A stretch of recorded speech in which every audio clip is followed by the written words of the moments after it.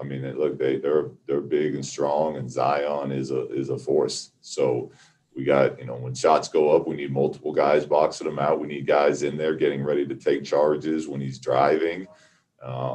It can't be any relaxing against him. He's just, he's too big and too strong, too gifted to not be ready to match that physicality. Jason Jones. Hey, Luke. Yeah. Just looking at as you your rotations and your late game lineups, how do you balance just matching up, whether it be going small, big versus whether or not to get a guy like Marvin back in a game when he's rolling? I would imagine it's kind of a balancing act for you in those situations. Yeah. Marvin's playing well. It's tough, with sometimes it's just, you can only have 5 guys out there, and we want that space for De'Aaron to be able to attack, and we have faith in all of our guys. Rewatching the New Orleans game, Marvin was in at the end of that game.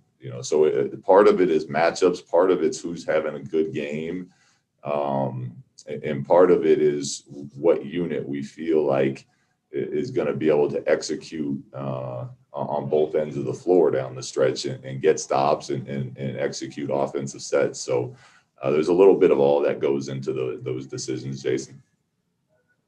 Tony Harvey. Yeah, Coach, I just wanted to get your thoughts on excuse me, Coach.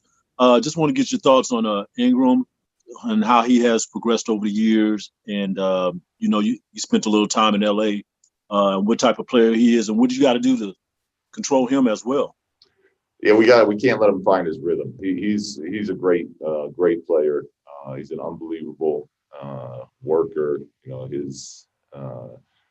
His success that he's having comes from his work ethic and his understanding of the game. So I'm not surprised to see him, turning himself into this player. But for us tonight, we can't let him find his rhythm. His bread and butter is kind of that hesitation mid-range, but he's also capable of turning the corner and getting to the rim. And now that he started shooting the 3 pretty consistently too, he's a tough cover. So we got to mix up our coverages on him. We'll have different guys on him, but you just mainly can't let him find that rhythm. Sean Cunningham. Hey, Luke, I was just wondering if you guys had to go through any extra protocols or safety measures after the game with Miami because of the Tyler Hero situation. No, ours have been the same as far as the testing and we do, the players and certain staff get rapid testing, and then the rest of the staff does the PCR testing, and then they redo it, and then we'll do it again tonight later. So a lot of testing, but nothing different. Jason Anderson. Hi, Luke. How are you today, sir? Good, Jason. You? Good. So, Marvin shot like 40% from 3-point range over the last month. That's 14 games. You mentioned the other day that teams are still helping off of him, which, affects the spacing.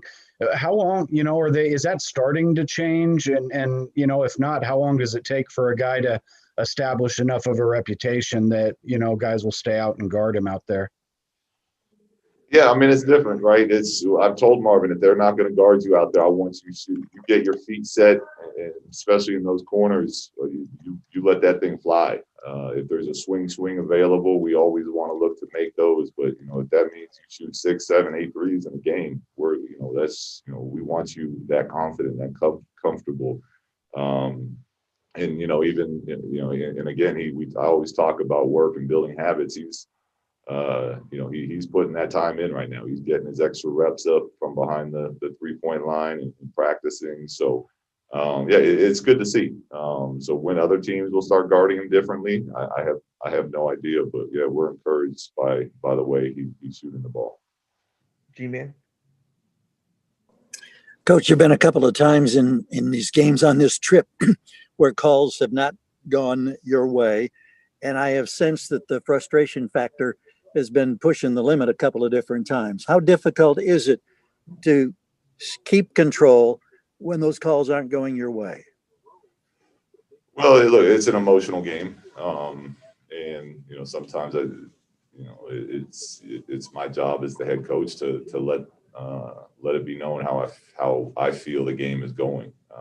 I need our players to constantly be locked in and focused on what we're trying to accomplish on the court, and not get caught up in that part of the game. So I'm preaching to them all the time. Let me handle it. You guys play. And then if I'm going to handle it, then there's going to be times that I have to get more vocal about it.